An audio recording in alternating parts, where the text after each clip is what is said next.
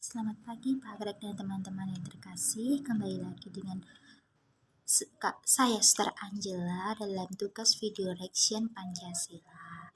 Kali ini saya akan mencoba merangkum dari modul bab yang kelima, yaitu dengan tema memahami manusia dan sukacita akibat Pancasila. Sebelum mulai pembelajaran pada hari ini atau meringkas dari materi Pancasila ini, marilah kita awali dengan berdoa. Dalam nama Bapa dan Putra dan Roh Kudus. Amin. Allah Tritunggal yang Maha Kudus, Bapa, Putra dan Roh Kudus, di sini dan dimanapun kami berada, Engkau selalu mencurahkan rahmat-Mu kepada kami tiada hentinya. Pada kesempatan hari ini kami akan mengerjakan tugas yang diberikan oleh Pak Greg, yaitu merangkum dari buku modul bab 5, menjadi manusia yang sukacita dalam Pancasila. Semoga kami menjadi masyarakat Indonesia bersukacita dengan ideologi yang telah dicanangkan oleh para pahlawan bagi kami, dan semoga kami pun dapat meneruskan cita-cita Pancasila, yaitu memerdekakan bangsa dan mempersatukan perbedaan. Bantulah kami Tuhan untuk mewujudkan semuanya itu. Namamu kami puji kini dan sepanjang segala masa. Amin. Dalam nama Bapa dan Putra dan Roh Kudus. Amin. Memahami manusia dan sukacita akibat Pancasila. Sebelum kita memasuki bagaimana sukacita dari Pancasila ini, kita harus memahami yang pertama itu manusia sendiri. Siapakah manusia itu? Dan apa sih yang menjadikan manusia itu harus bersukacita dalam akibat dari Pancasila? Yang pertama, marilah kita membahas tentang manusia. Manusia memiliki jati diri yang berbeda dengan makhluk ciptaan Tuhan yang lain. Apa yang menjadi indikator utama yang membedakan adalah pemikiran dan kebebasan untuk memeluk agama maupun meyakini ketuhanan yang Maha Esa. Sedangkan makhluk yang lain tidak memiliki kebebasan untuk berpikir. Mereka hanya bergerak sesuai dengan insting mereka. Sedangkan manusia memiliki yang diciptakan oleh Tuhan secara sempurna, memiliki pemikiran, memiliki tubuh yang sehat dan bermanfaat untuk semua.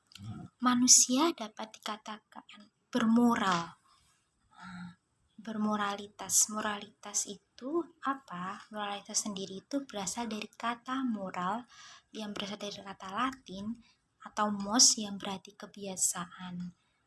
Kata mores yang berarti berlaku baik. Jadi moral adalah ajaran tentang baik buruk yang diterima umum mengenai perbuatan, sikap, kewajiban, dan lain-lain.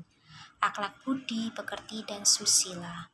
Manusia sejati akan menjaga kesusilaan yang memberikan petunjuk baik tentang bagaimana sebenarnya tindakan hidup bermasyarakat, apa yang baik dilakukan dan apa yang buruk harus dihindari. Menurut Emil Durkheim, bahwa sejak zaman primitif, moralitas manusia turut dipengaruhi oleh konsep religius yang diyakini.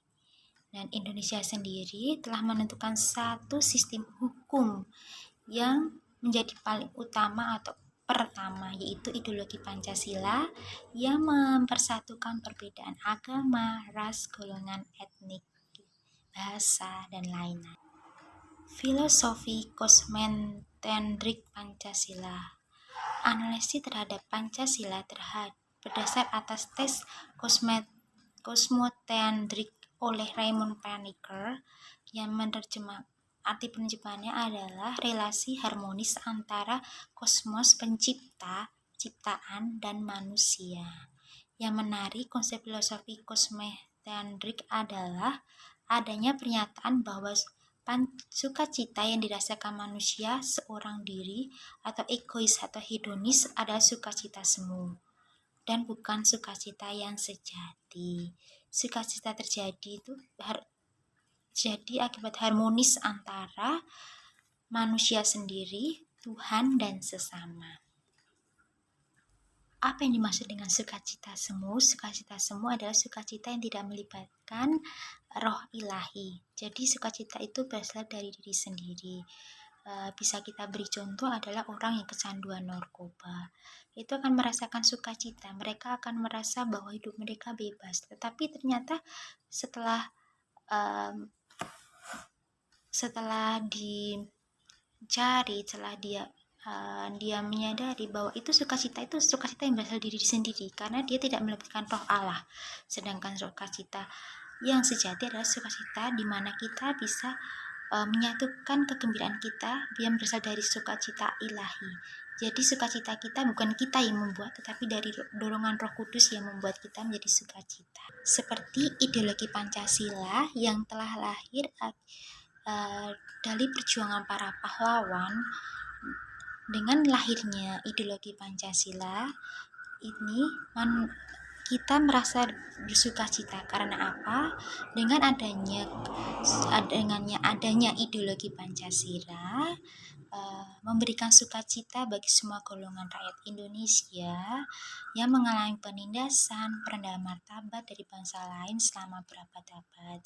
Jadi sukacita ini didasarkan oleh Pancasila bukan karena bagian manusia sesaat, melainkan sukacita yang sejati bersumber dari relasi intens dengan Sang Ilahi. Oleh karena itu, dapat dimengerti konsep ketuhanan yang Maha Esa harus berintegrasi dengan sila kemanusiaan yang adil dan beradab, sampai dengan sila keadilan sosial bagi seluruh rakyat Indonesia. Jadi adanya kesinambungan antara sila pertama hingga sila yang kelima menjadikan satu kesatuan yang utuh, sehingga menghasilkan sukacita yang sejati. Konsekuensi dari sukacita Pancasila. Konsekuensi dari sukacita ini berasal dari kara atau sukacita. Pancasila yang bersifat kosmoteandrik adalah kata agape. Agape sendiri diterjemahkan dalam terjemahan baru sebagai kasih akan semua orang. Lawan dari agape adalah egois, kepuasan pribadi, dan hedonisme individu. Lalu terkait dengan sukacita ini juga berasal dari bahasa Yunani yang Eirene, yang berarti damai sejahtera. Damai sejahtera ini adalah keadaan istirahat yang tenang yang dihasilkan dari energi mencari energi ilahi dalam sesama dan semesta yang berlawanan dengan keadaan kacau balau. Kata aslinya adalah bahasa Yunani Eirene, merupakan terjemahan dari kata Ibrani Shalom yang berarti berdamai dengan diri, sesama, dan semesta. Lalu kita lanjut dengan permasalahan sukacita Pancasila dalam konteks ontologis. Menurut Edgar Haskell mengatakan dalam diksinya, mengapa sukacita Pancasila itu bisa gagal, dan hal yang pertama harus ditekankan di sini adalah mengapa mengapa sukacita Pancasila itu bisa gagal, karena adanya kegagalan manusia yang tidak mampu berrelasi dengan unsur penting dalam ontologis baik materialisme maupun idealisme, yaitu budaya. Dan budaya ini menjadi elemen utama dalam hidup dalam ideologi Pancasila. Maka yang pertama yang harus kita ketahui yang pertama adalah pemahaman sendiri tentang budaya. Budaya sendiri memiliki arti solusi yang dipelajari oleh komunitas sosial untuk memecahkan masalah manusia agar manusia ini mampu beradaptasi dengan faktor eksternal dan berintegrasi dengan faktor internal yang membuat mampu bekerja sama dengan cukup baik, dianggap sah, dan oleh karena itu untuk diajarkan kepada generasi berikutnya sebagai cara yang benar untuk memahami, berpikir, dan merasa dalam kaitannya dalam solusi terhadap masalah. Dan budaya sendiri lahir dan berkembang untuk mengatasi masalah manusia dan diusahakan bersama oleh komunitas sosial, bukan sendirian. Sukacita Pancasila baru akan terwujud bila manusia sendiri bisa melahirkan budaya, yaitu budaya berkemanusiaan. Dan Scan sendiri membagi budaya dalam masyarakat itu menjadi 3 level. Level pertama yaitu artefak, yang berarti karya tangan. Itu struktur, bentuk, dan proses yang bisa dilihat secara kasat mata, dirasakan langsung dan didengar dari suatu komunitas manusia. Yang kedua, exposed values, yaitu strategi, tujuan, dan filosofi suatu komunitas manusia. Dan yang ketiga adalah underlying assumption, pemikiran, perasaan, persepsi, keyakinan yang keberadaan didasari atau tidak didasari sebagai sumber utama dari nilai-nilai dari tindakan anggota berorganisasi. Jadi, sukacita dalam Pancasila akan terwujud bila dimasukkan dalam 3 level tadi, yaitu perbuatan karya, strategi, hidup, dan keyakinan. Jika tidak dimasukkan dalam 3 level itu, sukacita Pancasila pasti akan gagal. Lalu mengkaji bagaimana budaya sukacita Pancasila hidup dan berkembang. Edgar Scan telah melakukan survei yang menganggap bahwa survei ini tidak bisa mengkaji budaya masyarakat secara dalam dan utuh. Maka dia melakukan studi dengan melihat nuansa, detail, dan dinamika budaya sebuah organisasi untuk bertujuan memperoleh profil budaya yang lengkap, detail, dan mendalam. Sukacita Pancasila apabila ingin bertumbuh dan berkembang memerlukan berbagai proses interaksi, karena budaya hidup dan berkembang melalui berbagai interaksi bagi yang saling mendukung ataupun konflik melalui berbagai etis dan antitesis sehingga melahirkan sintesis budaya baru yang lebih matang dari sebelum.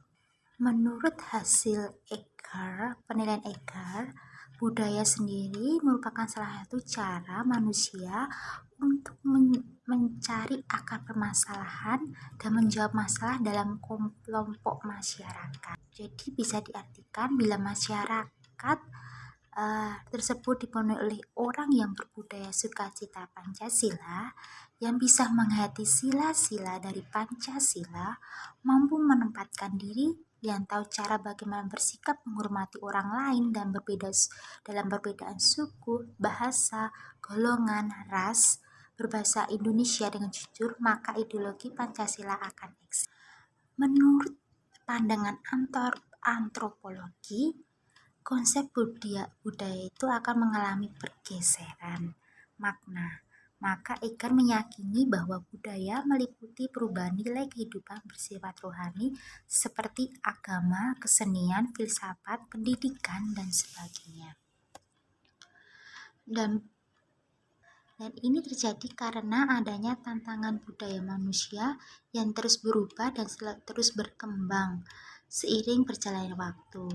Maka diharapkan konsep sukacita Pancasila ini juga dapat beradaptasi dan bergeser sesuai dengan waktu. Sukacita Pancasila sebagai sebuah kata benda kini lebih dimaknai sebagai sebuah kata kerja yang dihubungkan dengan kegiatan manusia. Dan penulis meyakini bahwa 2 nilai yang harus ada jika sukacita Pancasila eksis, yaitu 1 keyakinan, 2 nilai kemanusiaan tentang bagaimana manusia berhadapan dengan dan berinteraksi dengan dunia. Cara orang berbudaya berpikir, berbicara, bersikap, berkomunikasi, bekerja, berencana, bernegosiasi adalah solusi bagi komunitas atau solusi bagi masyarakat. Sekian penjelasan dari saya, peringkasan saya, dan terima kasih telah melihat video tugas saya. Marilah kita tutup dengan berdoa singkat dalam nama Bapa dan Putra dan Roh Kudus. Amin. Terima kasih, puji dan syukur kami aturkan kembali kepadamu atas segala kebaikan, kemurahan hati yang boleh kami terima, terlebih atas bimbinganmu dalam kami belajar Pancasila. Semoga kami menjadi manusia berpancasila, yaitu bisa menjadi contoh dan teladan bagi sesama untuk menjadi pribadi yang utuh dalam menjadi masyarakat Indonesia yang dapat mengamalkan sila-sila dalam Pancasila dan menjalin perbedaan ras, golongan, agama, budaya di bawah naungan Pancasila. Dan kami bersyukur kami boleh menjadi bagian dari masyarakat Indonesia yang memiliki ideologi Pancasila yang memiliki makna terdalam. Semoga melalui permenungan para pahlawan mengenai Pancasila ini, Pancasila tetap eksis hingga akhir nanti. Namamu kami puji Tuhan, kini dan sepanjang segala masa. Amin. Santo Fransiskus Asisi, doakanlah kami dalam nama Bapa dan Putra dan Roh Kudus. Amin. Terima kasih.